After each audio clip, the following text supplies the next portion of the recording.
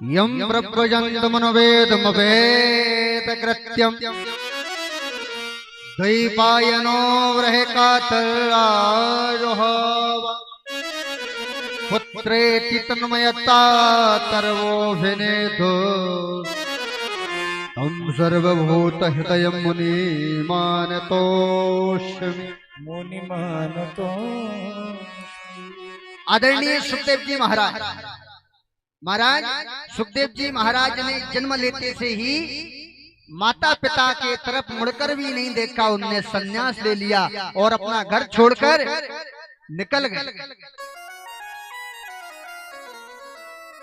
सुखदेव जी महाराज के पिताजी वेदव्यास जी महाराज विरह से कातर होते हुए पीछे जाते भागते पुत्र पुत्र कहते रहे, मगर पुत्र ने पीछे मुड़के भी नहीं देखा। ऐसे परम वंदनीय श्री सुखदेव जी महाराज को हम सब प्रणाम करते हैं।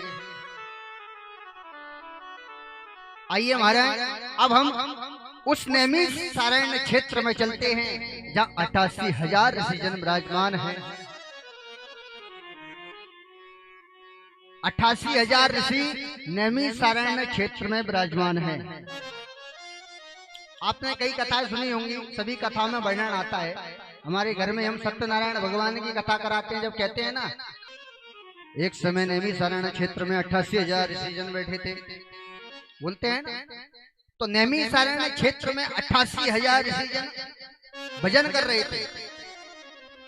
एक बार क्या हुआ, सभी ऋषि 88,000 संत जन सभी ऋषि ब्रह्मा जी के पास गए और ब्रह्मा जी से कहा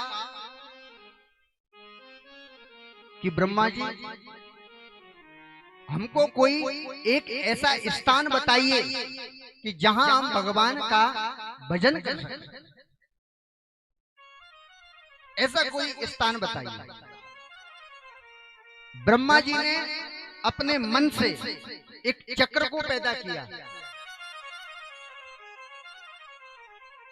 और उस चक्र को घुमाया और घुमाकर उस चक्र को छोड़ दिया।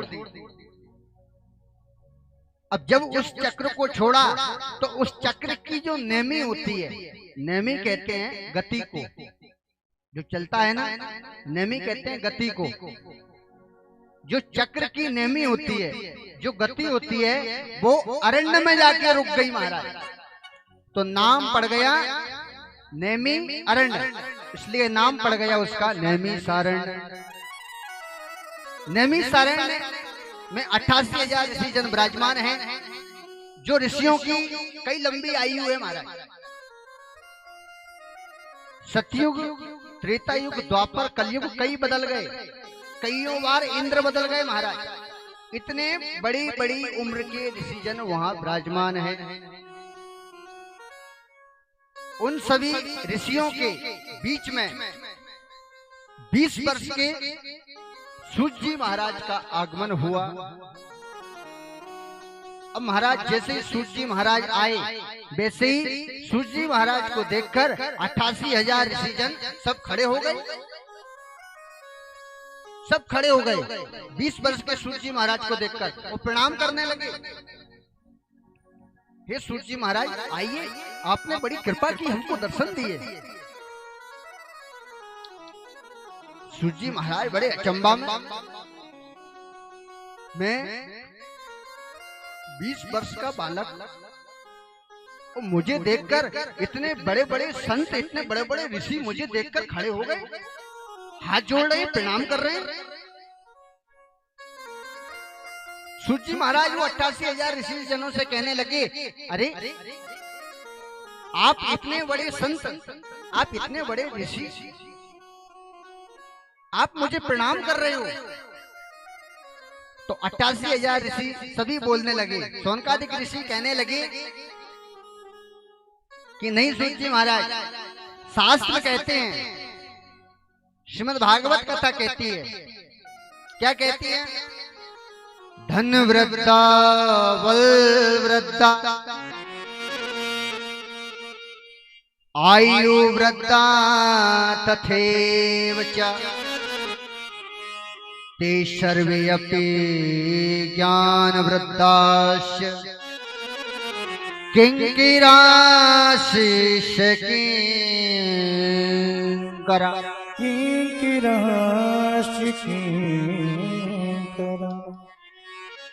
सौनकादिक ऋषि कहने लगे महाराज कोई धन में बड़ा होता है, किसी के पास ज्यादा पैसा है तो वो बड़ा हो गया महाराज। कोई बल में बड़ा होता है, किसी में ताकत ज्यादा है।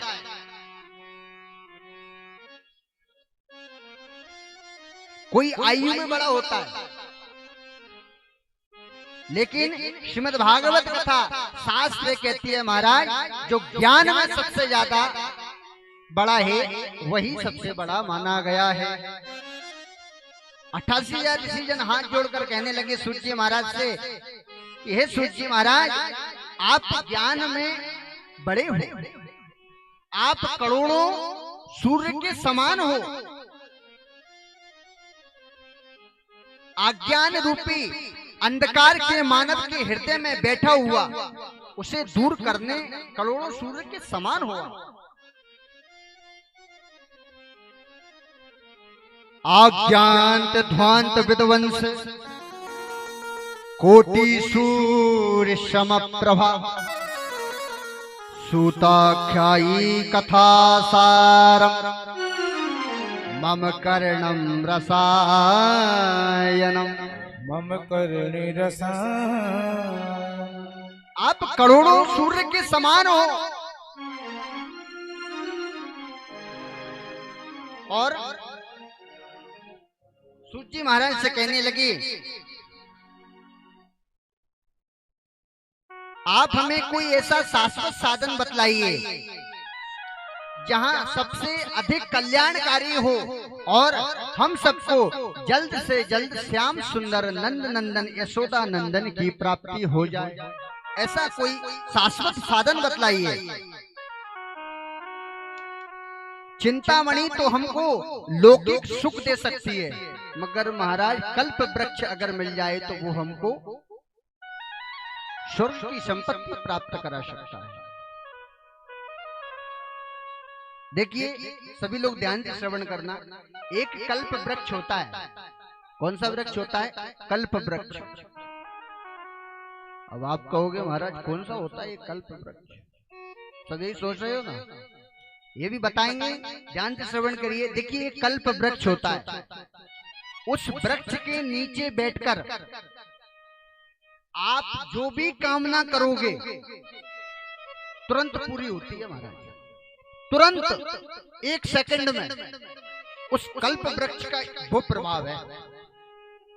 लेकिन उसके लिए महाराज भाव होना, क्योंकि परमात्मा भाव के भूखे हैं।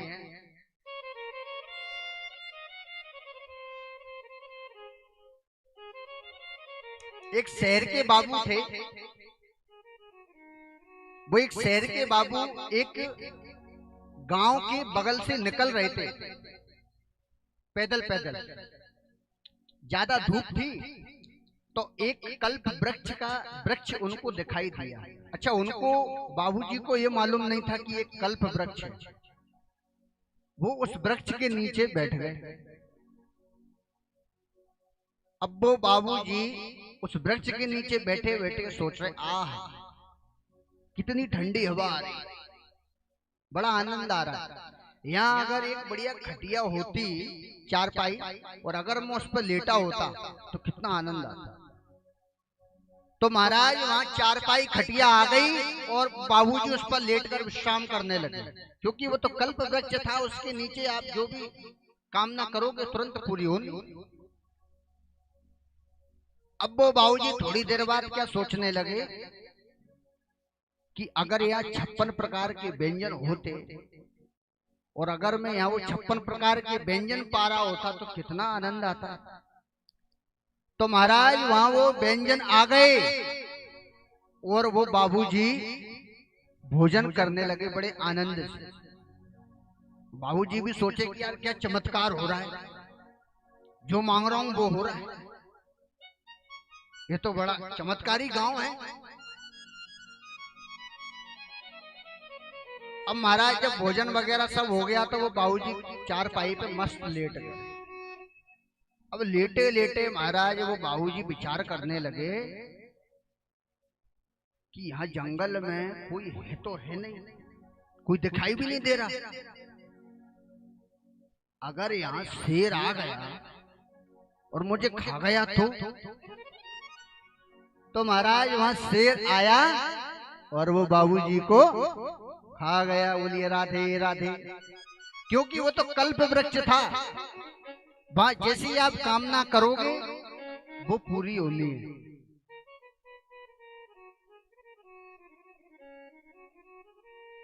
अब आप सब कहोगे कि महाराज वो कल्प वृक्ष है कहाँ? देखिए मैं आपको एक बात बताऊंगा, वो कल्प वृक्ष धरावरा में ही है। कहाँ है? आपके इसी गांव में है, धरावरा में। अब हमारी माता सोच रही है कि कल से ही ढूंढना पड़ेगा कहाँ है वो। देखिए माताओं बहनों और हमारे बुजुर्गों, वह कल्प वृक्ष क्या है? वह कल्प वृक्ष है श्रीमद् भागवत कथा। इसे कल्प वृक्ष कहा गया है। और आज इस कल्प वृक्ष के नीचे ही बैठे हुए हो आप। ये कल्प वृक्ष ये है, आप सब कहां बैठे हो? नीचे। इस कल्प वृक्ष के नीचे बैठकर आज आप जो भी कामना करोगे भाव से, महाराज वो 7 दिन में कैसे भी करके आपकी पूरी हो जाएगी, लेकिन भाव से करनी है और अच्छी अच्छी कामना करनी है। अब हमारी कुछ माता है, मैं बहुत देर से देख रहा हूँ, कुछ माता यहाँ बैठी है, उधर चप्पल तरफ देख रही है। बोले कोई चप्पल ना ले जाए। महाराज कौन सी जिंदगी ले जाएगा अपनी, अगर ले भी जाए तो। इसलिए कहते हैं महाराज जब भगवान का भजन करो, भगवान की कथा को श्रवण करो तो भाव से। कुछ माताएं सोच रही हैं घर पे ताला लगा के आए, ताला ना टूट जाए। ये मत सोचना, नहीं तो टूट ही जाएगा।